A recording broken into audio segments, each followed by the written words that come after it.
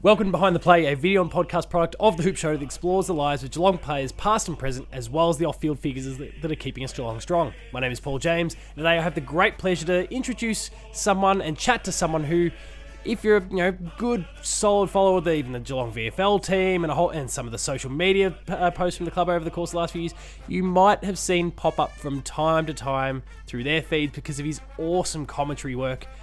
Oliver Walker-Peel, how are you? I'm very well, thank you. Thank you for the intro. Lovely to be here. It's going to be awesome to have you aboard. I think, and we were talking about it just before the show started, so many people I think have connected, and I think some of the Cat social media did an awesome job of kind of highlighting some of your stuff on a couple occasions there. I think a lot of Cats fans really, really connected with you in terms of the way you were delivering. There's moments with Lukey Dullhouse, for example, that I can think of. There's some fantastic goals you've called, let alone just full games. Obviously, there's highlights that pop up, but just the full game coverage that you've been doing has been fantastic. And I'm sure there's lots of fans you've built over the course of the last couple of years, and who knows where we can go from there. But we'll touch on all that shortly, I guess. So, how have you been? Yeah, I've been very well. Obviously, it's been a little while now since that Geelong clip came around from the social media team, which you said 2021. That was 2022. It was last year, but it was. I should really remember the date because it was one of those defining days. It was around this time. It was around May, June-ish. So it was about a year ago. But yeah, I've been doing good. Just trying to keep going with what I'm doing in both football and with Australian rules, really. But yeah, I'm enjoying myself. It's good fun. I mean, when you, and I guess we're skipping ahead a little bit here, but when you kind of pop off in the scene in a really big way like that, and you probably weren't expecting it, how do you suddenly try and, I need to try and maintain this rage and kind of keep it up and keep myself out there and present? Like, what's the initial reaction when all that happens? Well, yeah, it's like you say, I was one of those where it was like, I wasn't expecting it. It was one of those things where, I'm sure we'll get onto the story. Yeah. But I got a message from someone who works in football, in association football, soccer, whatever you want to call it, who never contacts me. Like, I knew him, spoke to him a couple of times, great guy. But he messages me and he goes like, I see sent a reel, and I'm like, what's he sending me? Like, it's one of those things. And it was sent a reel from Geelong, and I clicked on it, and it was my commentary, and it was on a Tuesday night. The game was on a Sunday, and I'm going, what is going on? It was crazy. But you're right. It's one of those things about maintaining where you were at, because it was one of those things that I didn't want to be a flash in the pan. I don't want to be a flash in the pan where it just goes, all right, I've hit this massive high. Yeah. I can't just drop off now. So the pressure did rise a little bit, but I'm still calling week in, week out. So somebody's still pleased with me. So I'll take that and move forward. Yeah, it is one of those things that there's so many people across lots of different scenes, whether it's music or film or TV or or sports commentary, whatever it is, where people have that moment, they explode for whatever reason, good, bad, or otherwise.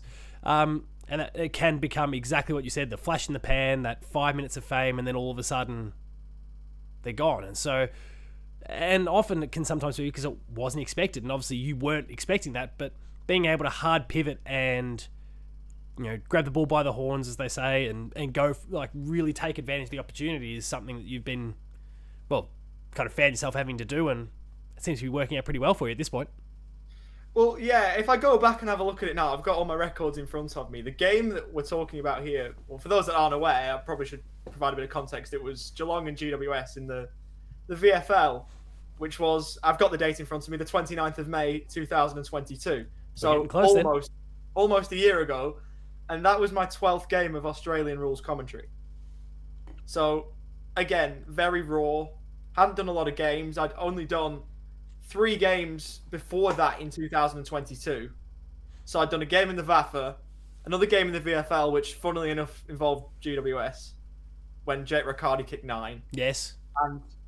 And then that. And then a NAB League girls game, or Coates Talent League, whatever it's called now. But under 18 girls game in Frankston. So I hadn't done too many games. And, obviously, I was still in and around it, still getting involved. And obviously, I've got a lot to thank the people, like my bosses at the time, Julian Marcus, who's done a lot of AFL commentary, a bit of AFL commentary on radio. He was putting me on games. I've got a lot to thank him for putting a bit of trust in me and giving me this platform to start with. But I almost gave it away. At the start of the year, at the start of 2022, I almost gave it away. I remember talking to someone I'd done a bit of commentary with in 2021, and I talked to him saying, football's going well. Is there really a career for an English guy in Australian rules? But I stuck at it. I got a game in April, got a couple of games in April, and I was like, I'm just going to stick at it and see where it goes.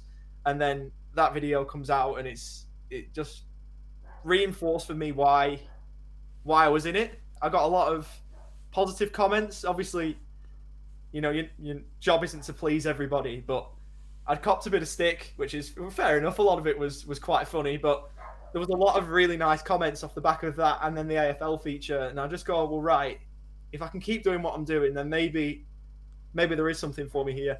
The perfect foil to BT's Wowies, right? maybe. But yeah, as we sit here now, I had North Melbourne Frankston on the weekend just gone. I don't know when this is going to come out, but on the 14th of May. I should say the 13th of May. That was game 46. So, like I say, still under 50. Yeah, we've got a milestone coming up though. I do, and I'm trying to plan. I'm trying to think about where I'm going to hit that, which is good. But like I say, I've still got a lot to learn, which I suppose time's on my side really, which is a good thing. I'm not where I want to be yet, but I'm really enjoying what I'm doing. I do it because I love it. I love Australian rules. I have since I moved out here, and maybe there's a chance to get to the AFL men's. I've done a bit of AFL women's, which is brilliant, but including a game with Geelong actually. But yeah, maybe there's a chance. There's still a lot of time, so well, exactly. So obviously, as you just touched on yourself, you came out here. You weren't born here. Footy wasn't the first sport. So I guess where did the love of sport more broadly first begin? Way back. Well, I've spoken about it a little bit on record before, but I was born in England, which doesn't need explaining. Surprise, everyone. Yeah, just in case, to clear everything up.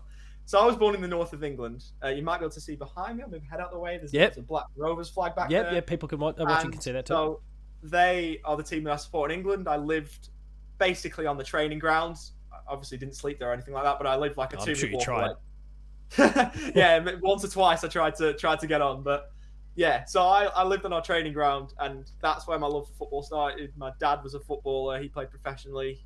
Oh, nice. His biggest rivals, weirdly enough. And my dad's dad played semi-pro as well. So yeah, it was a football family, and that came down to me. I used to go every Saturday, and I used to watch games, and then my cousins moved out to Australia, and they started talking about this game called Australian Rules, and I just thought, I didn't really follow it, but I knew that it existed. My grandparents had brought back a Collingwood jumper, like an Auskick one. Oh, that's a shame. Yeah, well, they brought it. In fact, they brought back a Collingwood jumper one year, and they brought back a Geelong footy another year. I mean, so they got taste in the meantime. There you go. So it's one of those things where things just seem to happen. So yeah, it was.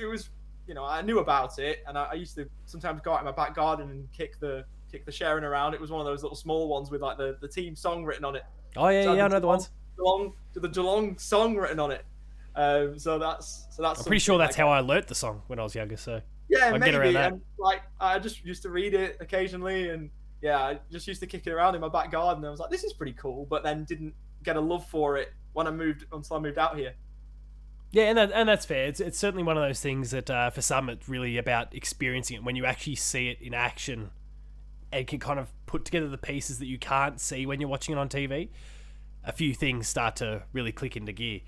I certainly have introduced a few people that have come from overseas. My prior place of employment, we took on a lot of people from Canada specifically, and they would come across, and you'd inevitably talk to them about the sport. They'd ask questions about the sport. It becomes something. There was a few that I'd take to the game, and just the eyes lighting up in ways that they weren't when they were watching it on a TV set, simply because you can see the scale of the whole thing and the way the pieces are moving behind the scenes that you can't see within that framed piece. It's a really, I mean, lots of sports obviously have behind the play sort of stuff. Is I throw in a cheeky plug for the show's name there. Yeah, I was going to say, well done. there's lots of shows that I should have just not embraced it, kept the little shit-eating smirk on my face and moved on. But like there's every sport has that, but there's, I guess, the sheer size and scale and number of players on the field at any given time amplifies it in ways that just other sports simply can't, just by their nature. Yeah, it's one of those things like if you sit at level 4 at Marvel or at the MCG, some people would say like, oh, that's too far out, you can't see anything.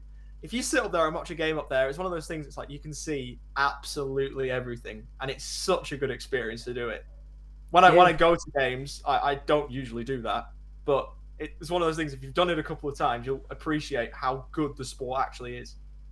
Yeah, it's a whole other level, quite literally. It was only a few weeks ago now that I took my son to his first game. He's 4 years old, took him to his first game, and we went up the top. Now, that was mostly to spare anyone who might have sat next to us if there's a 4-year-old that starts getting a bit itchy and scratchy in the seat and wanting to move around, let alone the fact that I had his 2-year-old sister with him as well. So the two of them get a little bit too loose in the stands. It could be problematic for everyone around. So we went right up to the nosebleeds just to give them a bit of space, and if they wanted to run in the aisles, they could. But he loved being able to sit there and get that view, and he would ask little questions in the ways that 4-year-olds do, and it's a thing you can't experience when you're sitting there, on the ground level, or again from behind the TV screen. So it, as you say, it really kind of gives people a whole other perspective. It's a really fascinating way to appreciate the game. 100%, and yeah, it's like obviously when you watch games on TV, it's not the same than going to the ground. Like every chance I've got to go to a game this season, I've gone, with the exception of one, which was a game that we lost. Has it been actually? Should I mention here that I'm? You talk about being a Geelong person. Is it? Well, yeah, I am. Yeah. Well, yeah, I know you are, but is it? Can I mention here that I'm not? No, and that's totally fine. We've had. I was going to say, did you know? Do you know? Like, I didn't want to like go on here and pretend that like. No, that's not a problem at all. No, we absolutely have people from other persuasions on the show from time to time as well. We've brought on the heartbreaker Nick Davis and all those sorts of things over the last 6 months as well. So there's no dramas there having people that support other teams or have other allegiances. That's not an issue at all. I try to sway them to see the light, but it doesn't always work. I think, well, I'm a St Kilda man first of all. And I think a club that I have a lot of time for personally. Yeah, and I don't think you're going to find many people like me who would have Geelong as a second team that supports St Kilda. Why? I guess reflecting on the St Kilda fan base, why do you think that is? Is it the pain of 2009 or?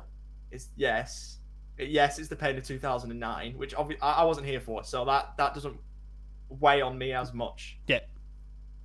But it's also the fact that every time we seem to play Geelong, we lose. I think there's also that element too. Oh geez, I can't say this and not be a smug. I would say there's a lot of supporters of a lot of teams who've been feeling that over the last 15 years. I thought you were going to go with the route of we've been good for that long, and it is a weird one that I totally wouldn't blame anyone out there for Geelong being right down the bottom of the pile for them these days, because probably every team in the last since Geelong really took off in 2004, but especially 2007 onwards, has been on the receiving end of a hiding from them at some point, or more potentially. Melbourne supporters must hate us, or Richmond supporters too, but I won't talk too much about that given fresh wounds there. It's a strange thing at the moment, because there was a time that I distinctly remember in my life where people felt sorry for me and other Geelong supporters, because it had been 40 plus years and we'd always kind of get thereabouts, but not quite. It's a story that, without wanting to be too harsh, as a St Kilda fan, maybe a little bit familiar with, where it was always kind of close and something would go wrong or whatever the case happened to be.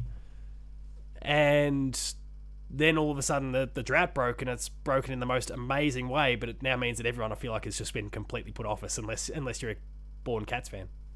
Yeah, it's one of those. I'm not put off, partly because of the Geelong. Well, a lot of it is because of the Geelong media team and how gracious at the time they were, and some could argue that they made my career. I'm not going to sit here and argue against that. No, that's But Totally fine. yeah, And so, but yeah. how did, as we kind of lean into your career a little bit, how did the idea and passion of commentating sport first emerge? Well, Because there's a skill set you've got to have too, which yeah. you obviously do. If anyone's listened to you commentate before, and if you haven't, you're watching or listening right now, pause it. I'll give you a second. Pause it. Go and check that out and come back, because Ollie's commentary is fantastic to tune into. And like I said, not just the highlights, but the way you put together a whole story from whatever's playing out on the field. So how did I get into commentary? Well, basically, as I said before, I'm a sport mad human. I've loved sport, always have done, always will do to the day I die. But I've got cerebral palsy, which is something that I hid a little bit from the wide world, and I've hid it before, and I've spoken about it a little bit, and I'm happy to talk about it. But obviously, at that point, I couldn't play, so Yeah. I needed to find another way to immerse myself in sport if I couldn't play. I played, some all ability stuff, which I love doing, but I needed to find another way to love sport, and I found commentary and just talking about it was the way to do it, really. So I started commentary in 2019 with my local radio down on the Mornington Peninsula, commentating soccer or football. And in 2019, I'm going to say put on the emergency list, but it's like being put on the emergency list when you know you're not going to get selected. Because the odds of someone getting injured in commentary is pretty slim. Well, yeah, or someone pulling out. But in Yeah. 2019, they said, look, we'll put you on standby for some MPNFL, which is our local league, and we'll take it from there. That didn't eventuate. I didn't expect anything to eventuate from that, but it was nice to be spoken On about. the radar. Like that. Yeah, it was nice. In 2020, right before we hit COVID, they said that they wanted me on VFL, and that was going to happen in 2020. And I had a meeting, VFL, MPNFL, like it was all going to happen. We hit COVID, and luckily for 2021, they kept their word, and I did the Frankston, or most of the Frankston home games I did that year. And we went away and did a game at North Melbourne and a game at Essendon and a game at Werribee. So that was good. So that's how I got my start doing Aussie rules, and rest so far, I suppose you could say, is history. I mean, at what point did you come to realise, and I assume it was probably, I suppose it could have been after the big social media explosion, but was it, I'd like to assume it was a point before. At what point did you start to consider, hey, like this could actually grow legs? Because, there's not many people who can say that they've commentated even at the level of the VFL, let alone the next steps up. So was there a point where you've gone, hang on a minute, like this is more than now just me doing something that I love doing, but this could actually be my lifestyle, my life, my work? Well, I think the thing was, it's always something I've wanted to do as a job in commentary is always something I've wanted to do. And that's been my aspiration for a long time. But the Geelong video really gave me confidence that maybe there is something in for me here. Obviously, like I say, and I will continue to say, I've still got a long, long way to go to be the best that I can. And I'm not going to sit here and say, oh, I'm the best commentator there's ever been, because I'm obviously not. And I'm happy to say that I've got a lot to do, but that video really helped me because I was getting games. I was getting games more regularly after that as well, which was good. It was one of those things where I got a message from Julian. I spoke about Julian before. I got a message from Julian on the Tuesday, or maybe on the Wednesday, the day after, or a couple of days before the next game that they were playing against Footscray, and said, look, do you want to go to Footscray and do Footscray and Geelong before the AFL sides play? And I'm thinking, right, that might be a turning point that I could look back on in 20, 30 years and go, maybe that was it. That was it. Maybe that was it. Maybe that was the thing that made me. So there's a lot of things that have happened, a lot of dominoes that have had to fall for me to get even here to commentate at VFL and VFLW level. But yeah, that maybe was the point where I thought, okay, maybe there's something for me here. Yeah, a lot of people say when they have big breakout moments, whatever those might happen to be, and again, regardless of whether it's connected to footy or not, that they'll say, there was a lot of luck involved, and right place, right time, and of course those things, are absolutely a factor in the thing. But I'm a firm believer personally of people making their own luck. These things don't just fall into people's laps. They fall into their laps because they earned it. They worked hard. They've put themselves on the radar, and I mean, I suspect the Geelong media team didn't just throw it up there because, oh, look, this is novel. It's because, you're producing good quality stuff. And I think that was then picked up on by everyone who caught the footage afterwards. And yeah, I mean, hopefully, you're obviously saying it's kind of been a really key moment there, and hopefully it does continue to, serve as kind of the starting point of what has become, hopefully going to become this rapid ascent to potentially the very top level. We've obviously touched on the fact that you've been doing commentary for other sports and those sort of things over the journey as well. Is footy the one, though, that you would love to climb the mountain with, or is there a passion to be obviously we touched on soccer, and is there a passion to go that way? Like, what's the feeling at the moment? It's a really tough question, and I don't know if you realise asking that question how tough a question that actually is to answer. No, I certainly don't, but I can appreciate where you're coming from. Very tough is my answer to that. Look, I think, how am I going to answer this? Obviously, I want to get as high as I can in my career in as many sports as I can. Yeah. If that's obviously, I'd love to get to the AFL. Absolutely love it. That is one of the things where now I'd go, right, well, if I keep working hard doing VFL, maybe I can break it at some point in the future. Like, I would absolutely love that. Not only because it would be AFL men's, obviously I've done AFL women's, I've put that on record before, and that was an awesome experience. Yep. That was amazing. AFL men's, it's like, that is the top level of men's Aussie rules. And it would be crazy, not only for me just to get there, but to be the first English commentator, by my reckoning, to get there would be really cool. Yeah, I honestly can't think of any others. Well, the first English-based Australian-based English commentator, because they may have done exhibition games or whatnot.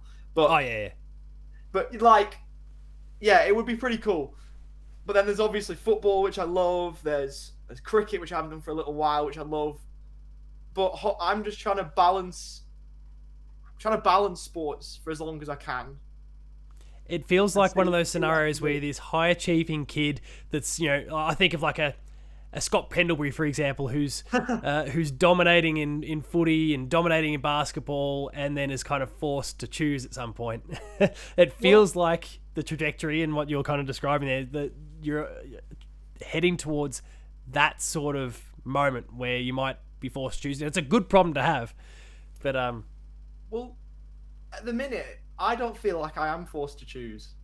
No, now you're in a great spot. Because the people that I work with, and I'll put them on record, the people at Football Victoria and the people with Clutch that help run the VFL and the people at Casey Radio that I also commentate for, they have been absolutely wonderful in accommodating me and accommodating the amount of sports that I want to commentate and the amount of dreams that I've got. They have been absolutely wonderful. Awesome.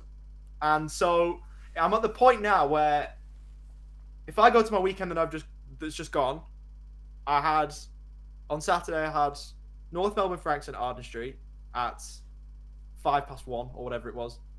And then I had a game at Altona and Port Melbourne, NPL Men's Victoria at 6:15. Like, that's like a dream Saturday for me. It's pretty cool. It is pretty cool. It's so cool.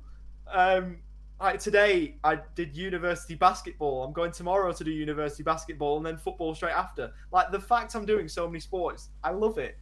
And it's one of those things where if I can get to the top, I've done A-League men's early this year.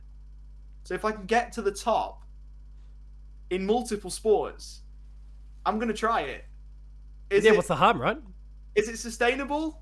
We'll see. Am I hoping? Maybe a point comes where you have to choose, but for now, while you've got the energy to do it and it's giving you the enjoyment that it is, then squeeze everything you can out of it. Yeah, and I would still say I'm young. I'm not legally a kid anymore, but I'm not far beyond that. Like, I'm still. You're breaking my heart a little bit here with this. I was gonna say, sorry. Me in my mid-30s going, oh, all right. Just the point I make there is like I've still got a lot of time ahead Yeah, of for me. sure. And we'll see where it goes. It's a long way around what seems like a really simple question. But No, but I mean, there's plenty of people who've gotten into commentary that have done so at a much greater age than you have, and to be at the point that you're at across so many different sports is huge. Now there's always exceptions. I reckon Hutto's been because he hasn't looked any different at any given point in his life. I don't think he's probably been commentating since he was about 5, and Anthony Hudson looking exactly the same, and sounding exactly the same and doing such a phenomenal job. But most haven't been in that kind of fortuitous sort of position, and you're.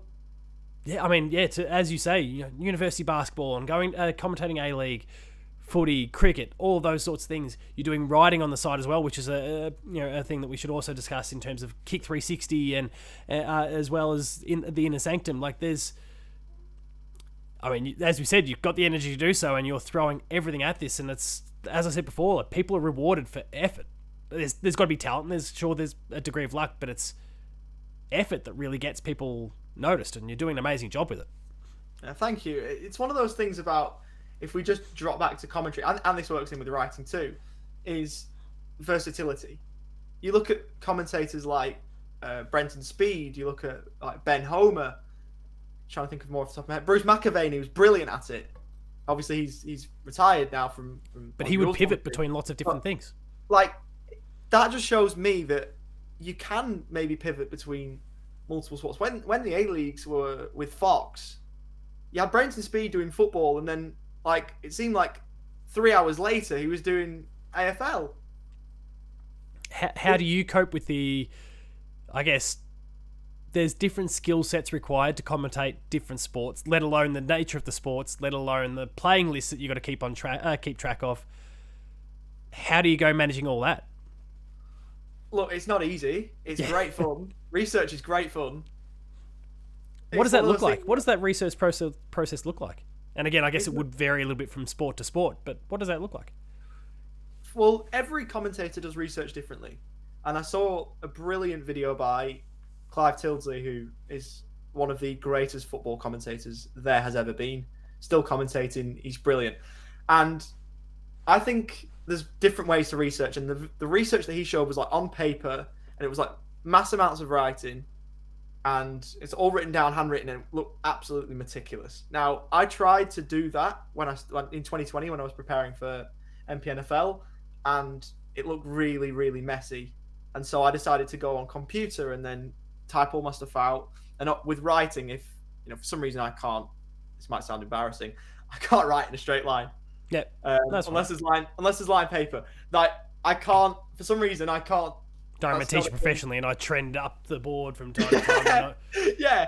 It happens. So I find that computer works best for me, and it's lots of stuff. So I actually sent a load of stuff in a group chat. I had to send it across, and yeah, it's like 5 pages of stuff for a game sometimes.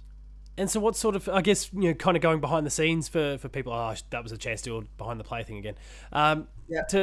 To kind of go behind the scenes on that process for people watching and listening who maybe don't know, like, what sort of notes are you taking? Because we'll hear, regardless of kind of the level, you'll hear, obviously there's notes on the players themselves, there's pieces of trivia that pop up, you'll have stats, I presume. What sort of things are you compiling for a hypothetical Geelong game, just to center in on the invested interests of the audience?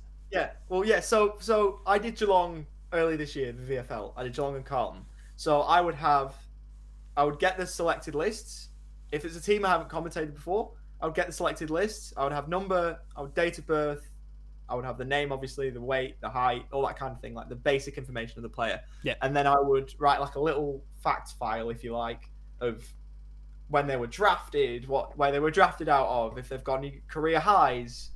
So if it was like with Ben Ronk, who obviously playing with Carlton this year, like kicked 7, what round he kicked 7 in against Hawthorn, things like that may crop up, and you're like, okay, I might need this, or when he played his 150th game, or all these little things.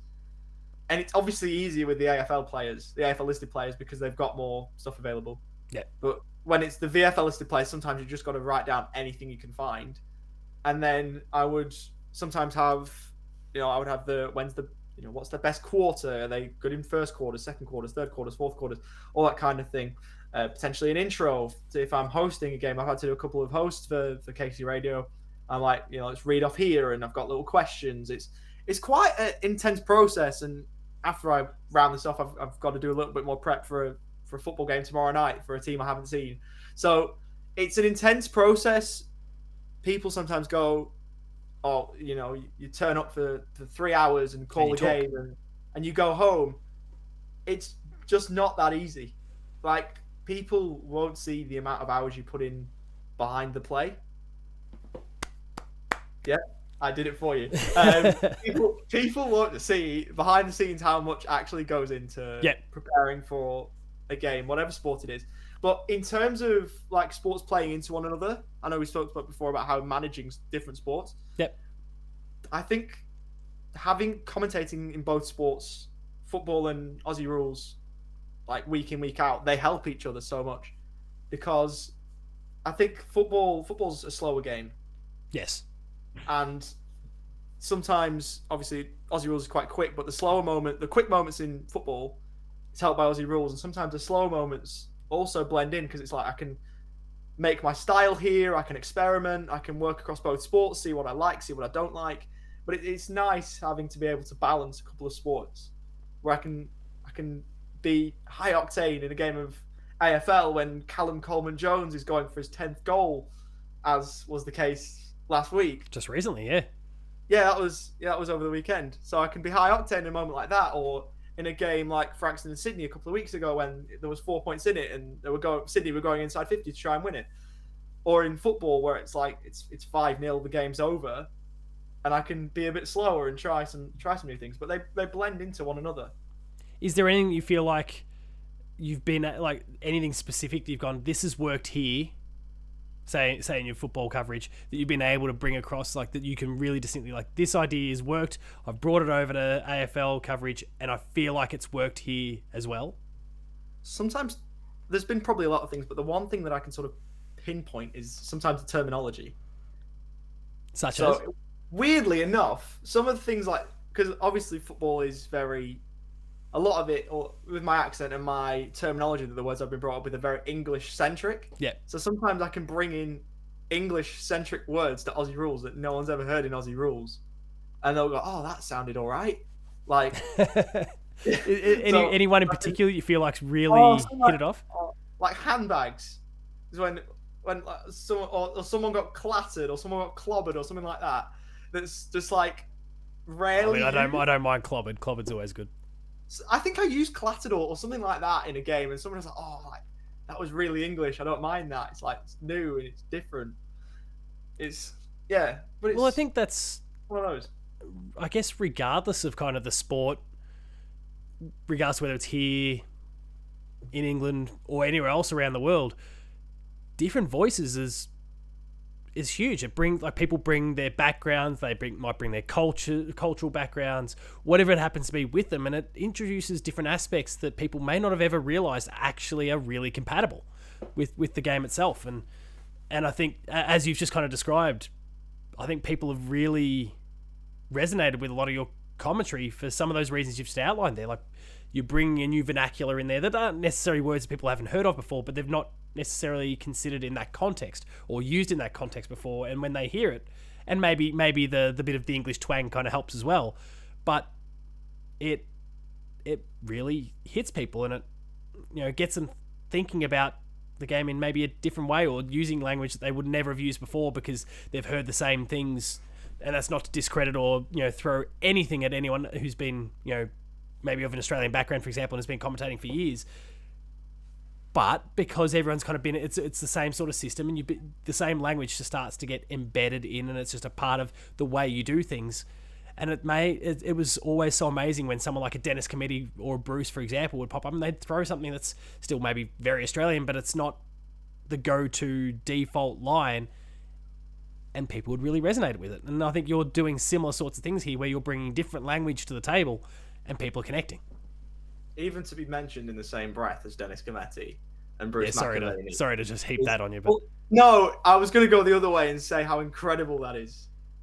Like, it's just still feels strange a little bit to me to be spoken about like that, and to be said something like, oh, this kid's X, Y, or Z. Like, I've had some comparisons that I would go, nah, like they've been doing it for however long, but it's some people will actually resonate in a similar way, and it's like, it's actually really humbling because you go, well, yeah, I moved out in my first year of watching Aussie rules, like all the time was 2014, 2015, around then.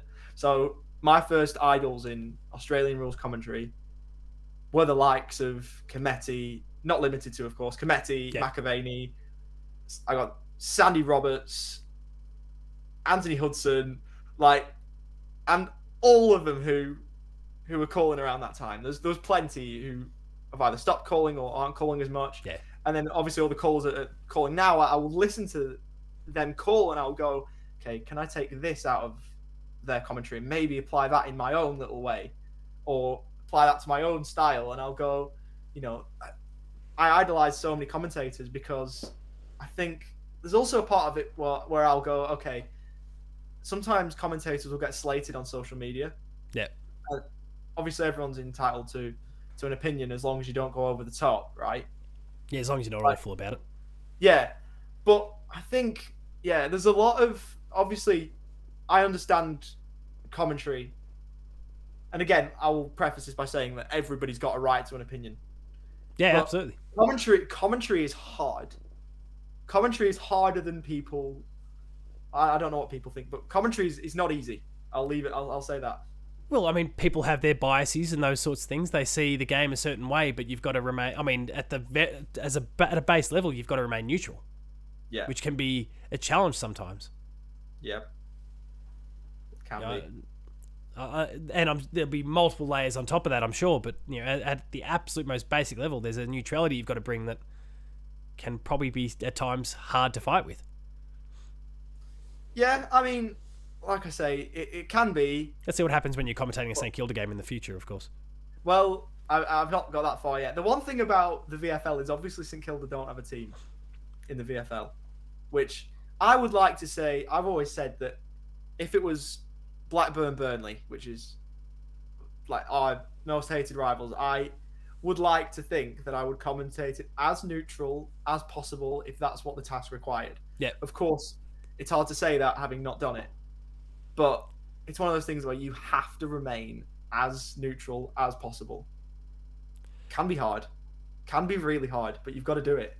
Well, look, on the St Kilda VFL team side, I think they've got to find a way to sort that out. I mean, there's bloody 50 teams in the VFL these days. I'm sure we can find a spot for St Kilda.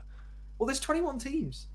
I mean, obviously, I don't want anything bad to happen to Sandy, because I've heard people online say that, oh, if Sandy and St Kilda alignment folded, yeah, we obviously don't want to see teams collapse. Would struggle. We don't want to see teams collapse. That's the one thing. But I had a game it was at Moorabbin, but it was Sandy and Gold Coast. And Sandy were absolutely belting Gold Coast, and Gold Coast have been brilliant. Sandy are absolutely belting Gold Coast. They were up by like 5 goals. And there was a few AFL listed players, Saints AFL listed players, and they were absolutely hammering them. So obviously you go with the game, but I feel like when Gold Coast came back and won it, obviously you've got to go with them, and you've got to go with the pace of the game. Yeah. Because as a commentator, your voice, of course, it's the background to the game, but as a commentator, I can't remember which. There was one English commentator that said it, that no one tunes in for the commentator unless it's someone's mum. Oh yeah, okay. Yeah. If there's an emotional investment, yeah. People tune in for the game, and the commentator is the background of the game, and that's always what I try and go back to, is that I'm lucky enough to be the person in the background, bringing the game, providing context, bringing the soundtrack of the game, and bringing context. But the game isn't about me; it's about the 40-odd blokes that are running around in front of me. Yeah. And that's always what I try and bring it back to. That's a brilliant perspective, because I think there's probably a lot of people that, as in kind of standard consumers of whatever content, that will think that there's some that might be clout chasing in a way, and to hear that perspective, and look, I'm sure that's not really the case. Like, you've really got to be in this because you love it. But I think for comments like yours there to be made, like, I think it's really powerful stuff, and I hope it's the sort of thing that people hear, because yes, there can be all these aspirations to make it to the top level in multiple sports, one sport, whatever it might happen to be, but you do it because you love it in the first place. Yeah, and I will always love it. I'm thankful to Geelong, first of all. Very thankful to Clutch and Casey Radio and Football Victoria and all the people that have helped me get here in a professional sense, and things like family and that, but that, goes unstated. But yeah, I do it because I love it.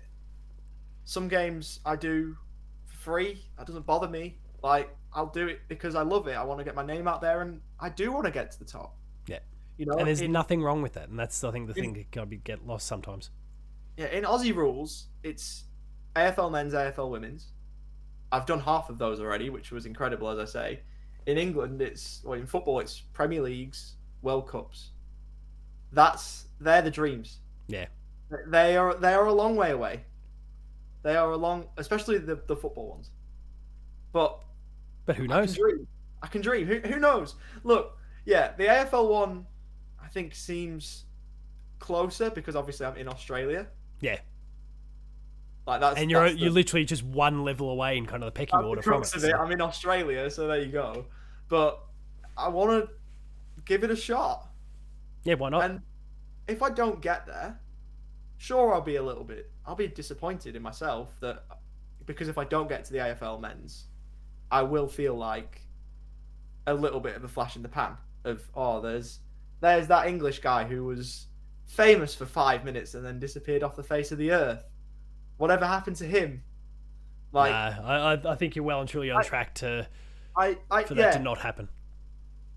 But if I can consistently get a run in the AFL men's and AFL women's, and I can look back at this and say this was the moment where this made me, then that would be nice. Of course, yeah. I would like, I don't know how much I can say about England because I'm not living there, but who knows about that yet. I think I've got a massive focus on the present and what I can do now, and at the moment making the best of it, and that's making the best of what I can. That for me is the VFL or the VFLW, whatever I'm tasked to call each week, and NPL Men's Victoria or NPL Women's Victoria or NPL 2 or NPL 3, whatever it is. But the leagues that I'm calling in, I've got to get a roster on Monday or a Tuesday, whenever it is that I get it, or weeks in advance, whatever it is, and go circle that and go, right, I'm going to that game. I'm going to do the best I can to make it the best experience for the people listening at home. Yeah. And hopefully, if I keep doing the best that I can and making people happy, then hopefully the rest takes care of itself.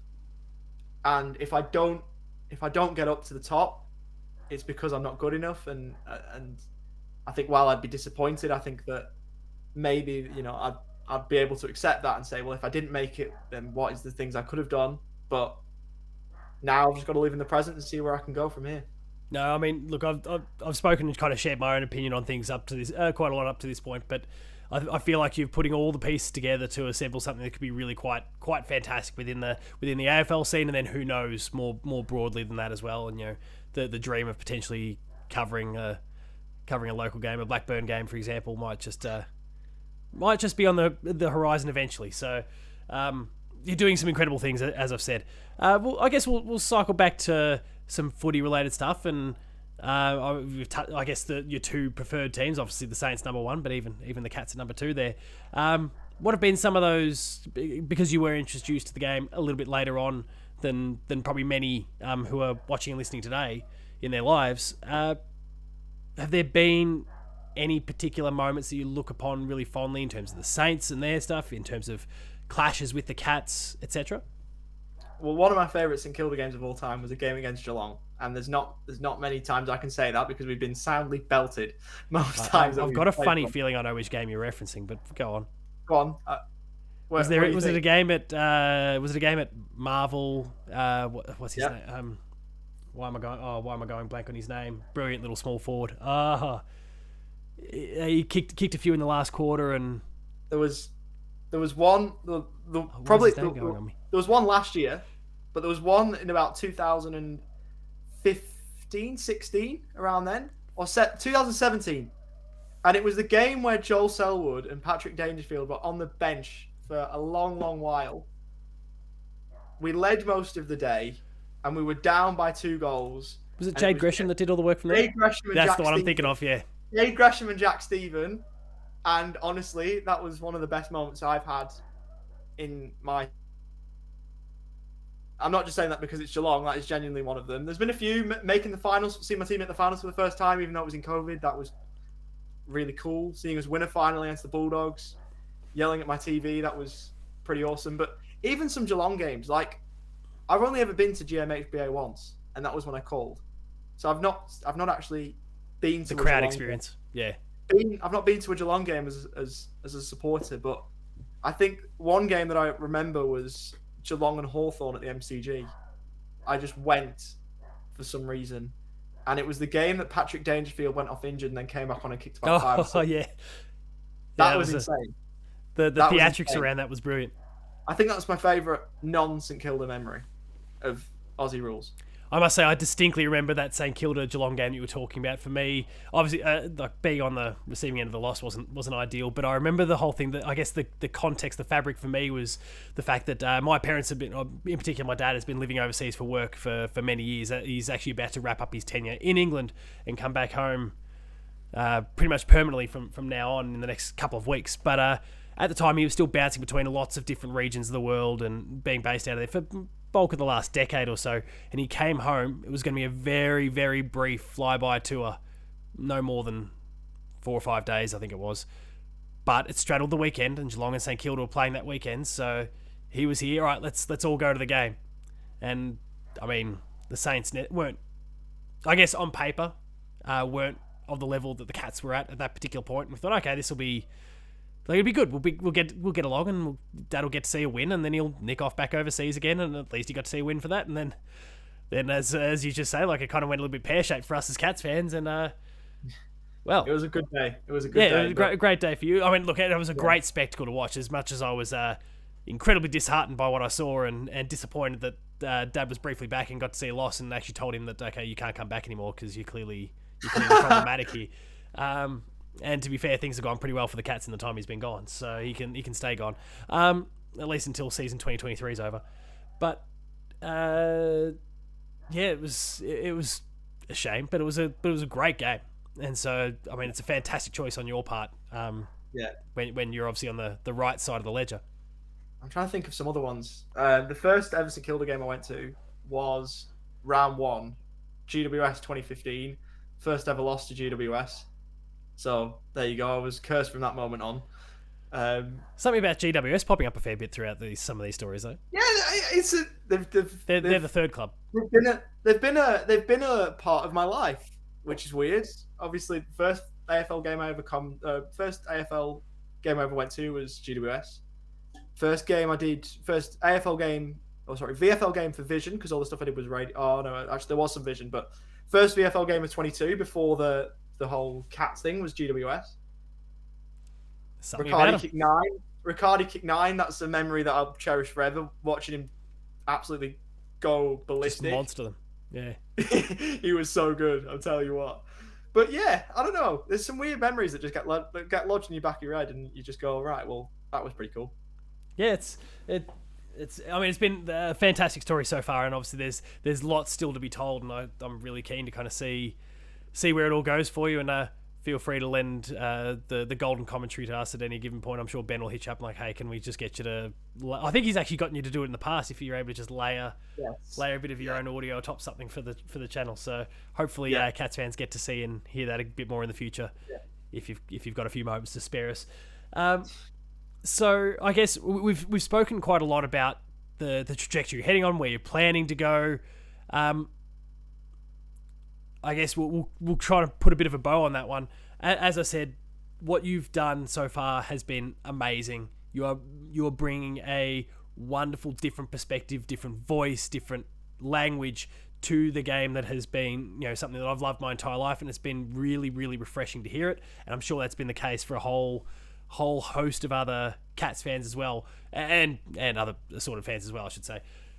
If there's one thing that you want to try and, in terms of some language, and you obviously cited a few examples before that you've kind of dropped, if there's one word, one phrase that you would love to just somehow weave in that maybe you've not been able to do so yet, is there anything that you just love to introduce us to that maybe you can give us a little tease now without context?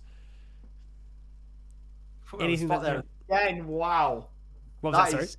You put me on the spot again, because that's a good one to think about, because obviously, like I said, the dream is to get to the AFL. Yeah. The dream is to get to the AFL men. So, look, maybe something just happens if I get there.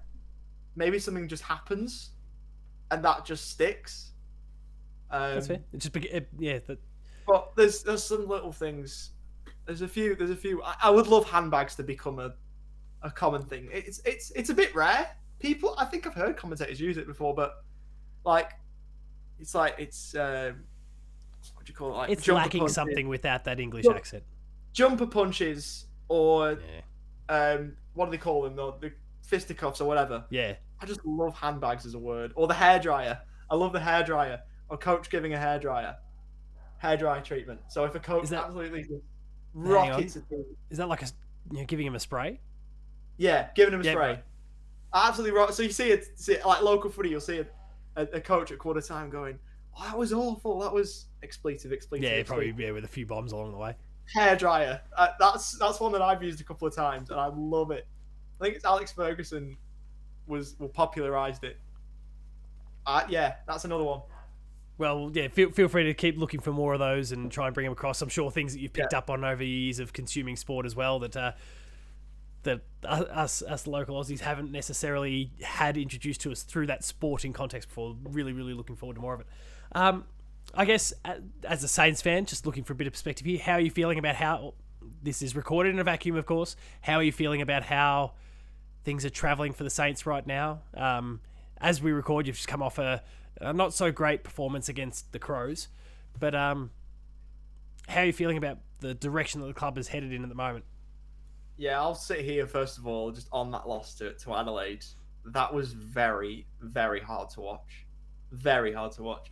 And the thing with me is, with things like that, I'll watch a game with my dad, and he'll say, "Oh, turn this off. This is awful." And I'll be like, "No, I'm going to keep it on. And I'm going to watch it," because it's one of those things where I've seen Blackburn be relegated twice. I've seen St Kilda win a Spirit in my first year of following them. If I'm going to sit through the good parts, I want to sit through the bad parts as well. So that doesn't really bother me. Losses like that don't really bother me. We didn't play great, but we're just outside the top four. We've been in the top four most of the season. Things are trending upwards. I think having Ross Lyon back at the club, obviously I wasn't here when he was successful, but he's been our most successful coach. Still, we haven't won a flag. Let's not sit here and pretend that we have. But he's been the closest we've got in the last quarter of a century. In a long time. Yeah. Yeah. And obviously with being 150 years of the club, it seems like a celebratory year. And I just hope that it leads to something. I would love to, obviously when we made the finals last, it was COVID. I would love to go to a final. I would love to go and watch a final at the MCG that we're playing in. And I would love that. So hopefully we can get there. Combining the aspirations from you on a professional level with Saints success, we spoke about bias before. Do you think if you somehow, and all things going well, your life circumstance leads you to a point where you're commentating at the time that, say, Kilda is playing in a grand final, how do you think you'd be able to ideally compose yourself? Do you think you could manage it? Well, it's hard to say because obviously I've not done it. I would like to think that I would measure myself well. Of course, there are, whether it be commentators or special comments people, there are commentators who have been affiliated with the club for a long time, and people know that. The one that I always go back to, and I thought that this was brilliant. I thought it was brilliant. 2017, Richmond, Matthew Richardson, crying as the team that he played for, won a grand final. I thought that was brilliant. People might have differing views. And obviously he was on Channel 7, so maybe people were saying, oh, he needs to be more neutral. He loves that club. He's got so much passion for that club. It's a human thing. Him crying was emotion. And that was amazing. So would I side more on that side? I would. I don't know, but I would like to say that I would measure myself. Maybe off air. Maybe it's one of those things where I maybe shed a little tear, but just fist pumping behind the scenes, but talking straight into the mic. projecting the most neutral point, because again, they'll say if it's, I don't know, St Kilda Collingwood, for example, like in 2010 or 1966, there will be Collingwood fans listening to the broadcast that I'm commentating. Yeah. If I get there. So you've got to cater for everybody. And look, but I think there's an important part that was mentioned there, that it's a human thing as well. And so Richo, obviously, great example there. I think about Luke Darcy in 2016, for example, when the Dogs were winning through to about to get through to the prelim, and the team threw to him, knowing full well that this was kind of a huge moment for him. There was no way he was going to be able to keep a straight face and keep it neutral and keep it, and that was fine. And I think lots of people, regardless of who you support, maybe less so if you're a GWS supporter, but that will look upon that moment really fondly, because it was a raw human emotion thing that bubbled to the surface. And so hopefully there is a point in your life where you will climb that mountain, you'll be commentating, top level AFL, and hopefully your Saints can be there for you, and that you get to be a part of one of those moments by sheer chance. Let's hope that's the case. Nice. It would be nice, but yeah, I've just got to focus on getting there, to the AFL. I've got to get to one game of the AFL men's, never mind a grand final. But yeah, I hear what you're saying. It would be nice. Lots of time up your sleeve. And if it's and especially if it's the drought breaker too. Oh, wouldn't it be something, right? Oh, if it's the drought breaker, that would make it even more special. But hopefully we win one before I commentate. Hopefully we win one this year. Unlikely, but you never know. You never know. I just want to see my team win something. Well, yeah. So who in your eyes, and obviously you've got a more limited window here in terms of exposure to the game, but who in your eyes would be the greatest Saint that you've seen? Oh, it's easy. Nick Riewoldt. Nick? Easy. That's fair. That's so... Well, I mean, obviously he did his best work before I got here. Lenny and co that were in there as well. Lenny retired before I got here. So okay, you just missed it. Okay, you're right. I just missed Lenny. I just missed Kazitsky. I just missed Milne. So no disrespect to any of those guys, because they obviously did incredible things for the St Kilda Footy Club, but they all retired before I got here. No, that's and fair. I'm focusing this on like since I got here levels. No, that's fair. Obviously, Rui did all his best work before I got here. So if it was purely the best Saint that I've seen since watching Saints footy, potentially it's Jack Stephen. Maybe. He was immense. Explosive, through a tough time for the club. Jack Steele's obviously doing amazing things. So and could well be number one in a few years' time, the way he's tracking. And I've seen his whole Saints career, which again gives me more of a scope to comment on it, because I've watched him since he came to the club. But there's been a few. But yeah, I think it's just for what he meant, and the person that Nick Riewoldt, obviously I don't have any contact with him now, but I met him a couple of times, and they were training once at Linnen House in Seaford before they moved in. He just chatted mid-training session for about 15 minutes. Like, that's the kind of person that Nick Riewoldt is. That's awesome. On top of that, no one needs lecturing on how good a player he was. No, it's just pure humility and being a man of the people, all those sorts of things. He should have won a flag. He's one of those that you go, how did it not happen? Of all the Saints people, there's plenty of Saints people who, around that time, Lenny, who's obviously with the club now, Brendan Goddard took that insane mark.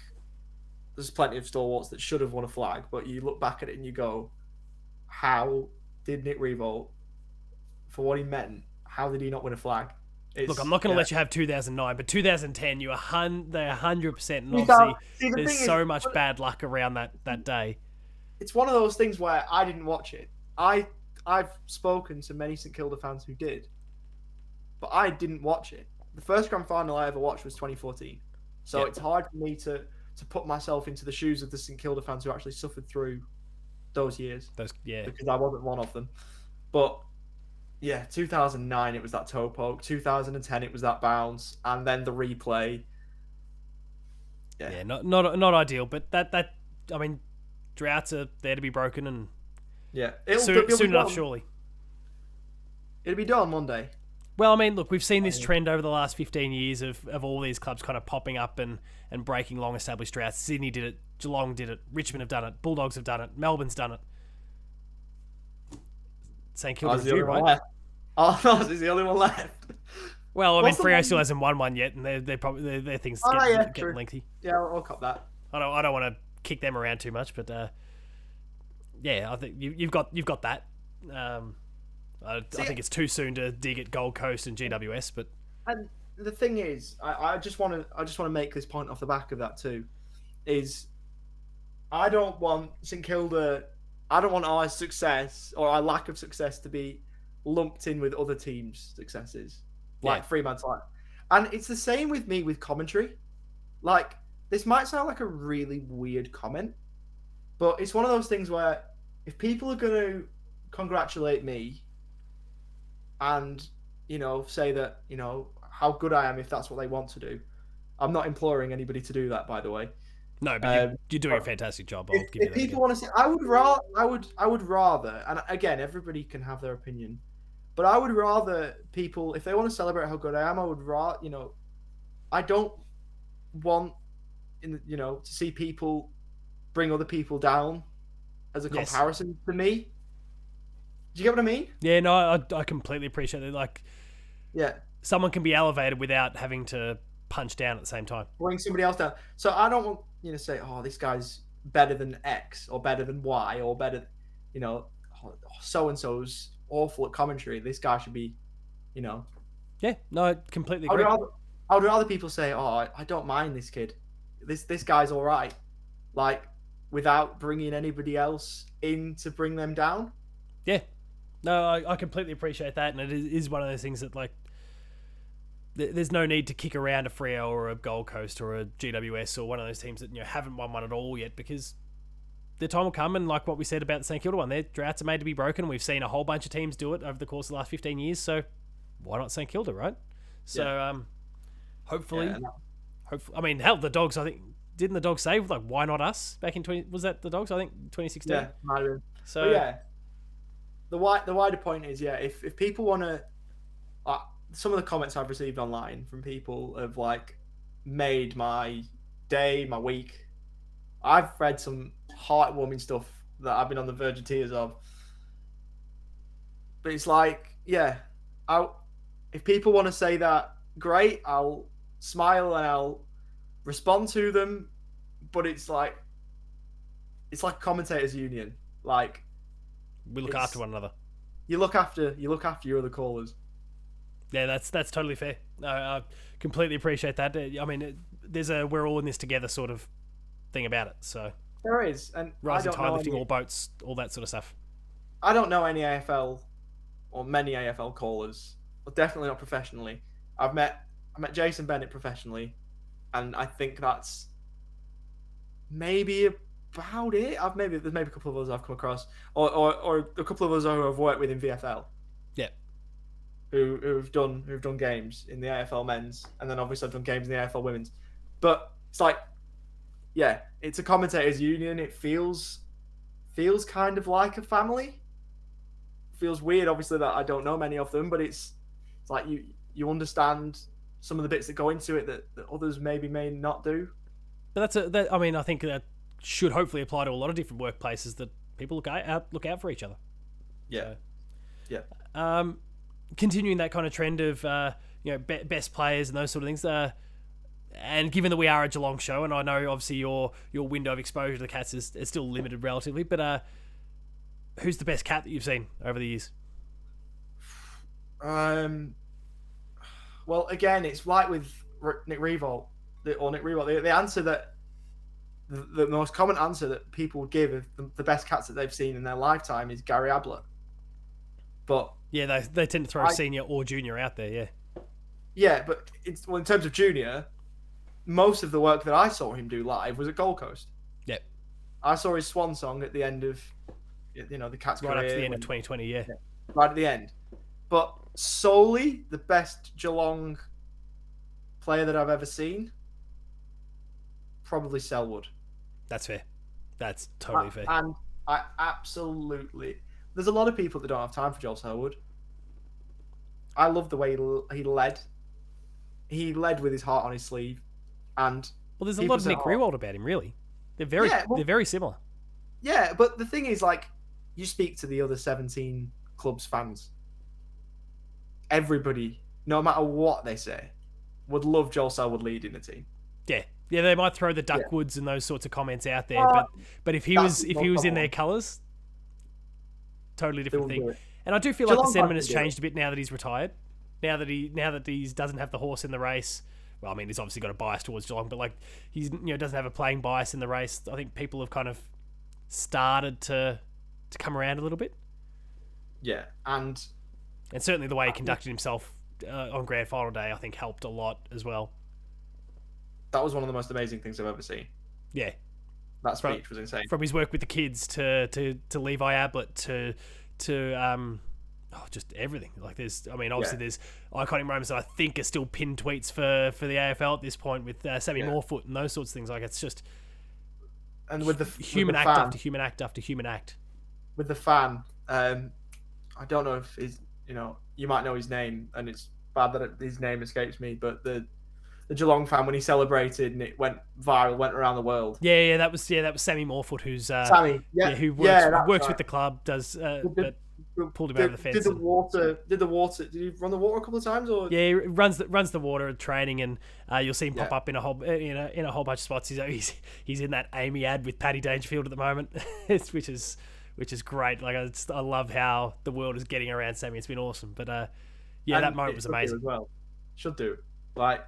But that it's those things. It's those things that it's the off the field stuff sometimes that makes a person and makes a player. It's the stuff away from their actual job. And sure, you can do your job in whatever way you like, but like a lot of the stuff that Joel Selwood will be remembered for, it will be his off the field stuff, as good as his on the field stuff was. And I think he's one of the best I've ever seen. Dangerfield, there's a list you could reel off. I got the end of Bartel. I got the end of Corey Enright. I got Andrew Mackey, who I think was unheralded for a long time. Tom Stewart's doing amazing stuff at the moment. Like, you can reel off a mental list of there's a laundry list, absolute heroes of Geelong.